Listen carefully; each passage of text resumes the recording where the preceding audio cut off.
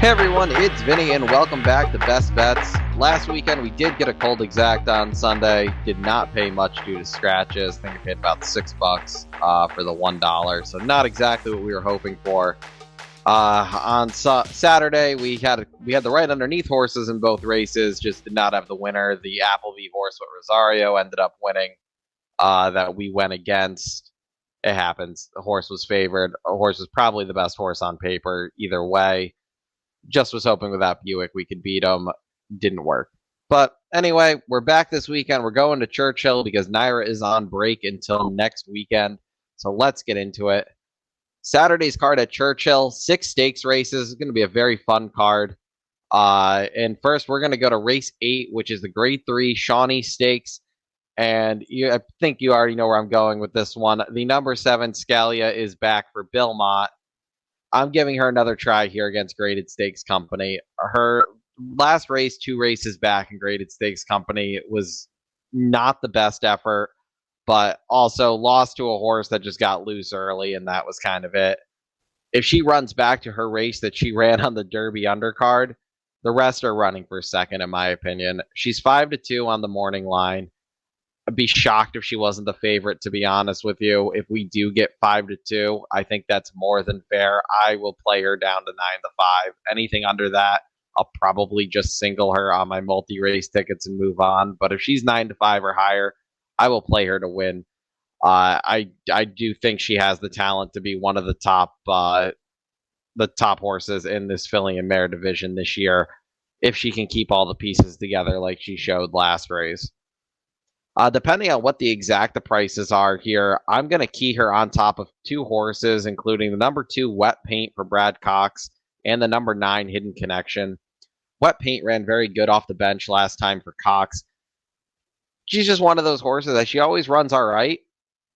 I don't know if her best day is good enough to beat this field. I feel like that's how everybody felt about her last year, that she just kind of kept getting into scenarios where she just kept coming out on top, but she wasn't overly impressive. It wouldn't shock me if she wins here. I'm trying to beat her. I think she also has a shot at being the favorite here. But I think she'll run a good race nonetheless, so hoping she can round out this exacta.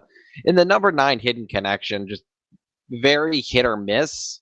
Last race was a hit. I kind of hoping that she can keep that up. Another one where I don't know if her best races put her in the conversation with some of the other horses in here in terms of talent, but if she runs back to that last race, I think she can easily hit the exact, and she'll be a big price in my opinion. I don't think she will be under 10-1 unless there's some scratches in here. So again, I'm gonna key the number 7 Scalia. I'm gonna play her to win. I'm gonna play an exacta with her over a couple horses. The number 2 Wet Paint and the number 9 Hidden Connection. And I'm going to hope I'm just right that Scalia really is just coming into her own and can be a threat in this filly and mare division. Race number 10 is the Grade 3 Blame Stakes, and I love the number 9 Cagliostro for Sherry DeVoe. I have been a fan of this horse since last year.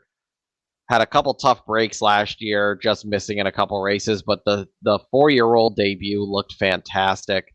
And I think he's just going to keep improving off of that effort. I think this is the best horse in Sherry's barn. I would be surprised if he runs well here. I would be shocked if a Grade 1 is not next for Cagliostro. This horse looked great, has looked really good the last couple starts, including the 4-year-old debut. I think we're going to get every bit of this 6-1 too because of the horses that are in here. Pletcher's got 2, Tapatrice and Dreamlike, who I'm going to use underneath in the exactas. I think both of them are going to take a lot of money. I'm also going to use the number 1 Frosted Departure underneath for McPeak.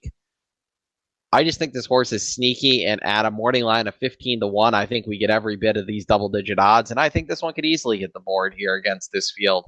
I think this is a prep race for both Dreamlike and Tapatrice. But I'm going to key Cagliostro on top of those 3. I'm going to play Cagliostro to win. I'm really hoping we get this 6-1 price. I think this horse can be very, very good this year in this older division. Looking at Sunday's races, race number 7 is the Grade 3 Old Forester Mint Julep going 1.16 miles on the turf. And Chad Brown's got one in here. Delahaye, the number 7. I liked this horse a lot last time out. Finished third on the undercard of the on Derby Day, but that was a much tougher field. We're not going to get the price we got that day, but I think this is much the horse to beat here. If she runs back to that third place effort, which wasn't a bad third place effort, she is the one to beat. She's 2-1 on the morning line. I think probably 9-5 is more realistic. I'll play her to win either way. I'm going to use the number 6, Immensitude, I believe is how you say it, for Bill Mott underneath in the exacta. Well beaten favorite last time out in her North American debut, but second time off the bench, and I don't think that third place effort was exactly too poor here. If she improves off that effort, I think she's better than a majority of this field. She's 4-1 on the morning line. I don't think she's as good as the Chad Brown horse. Depending on the exactas, I might play it both ways. I'm hoping that the 7-6 cold exact is at least paying $10 to play it. If for some reason the 6-7 is paying like $15, $20, I will play it that way as well. But really looking to just do 7-6 here and play the 7 to win. Race number 9 on Sunday is an allowance optional claimer going 1 mile in the dirt. And Dragoon Guard for Brad Cox is a Judd Mott homebred who looked great in his 3-year-old debut. I will be shocked if we get the 9-5 morning line on him. This field really isn't that great. I think this is a 2-horse race. I'm expecting big things from this one. A win here, and I would not be shocked if we see this one running in like the Jim Dandy or something next time out for Cox. I think this is one of those late blooming has a potential to be a late blooming 3-year-old that really could make a name for itself in this 3-year-old division. A division that seems to be riddled with injuries at the moment. So I would not shock me.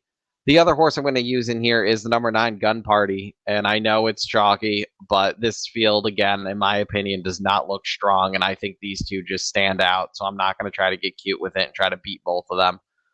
I love the pedigree on Gun Party. Sired by Curlin. The dam is Karina Mia, who she did win the Grade 1 Acorn as a 3-year-old, but also had the pleasure of running behind Songbird multiple times in her career.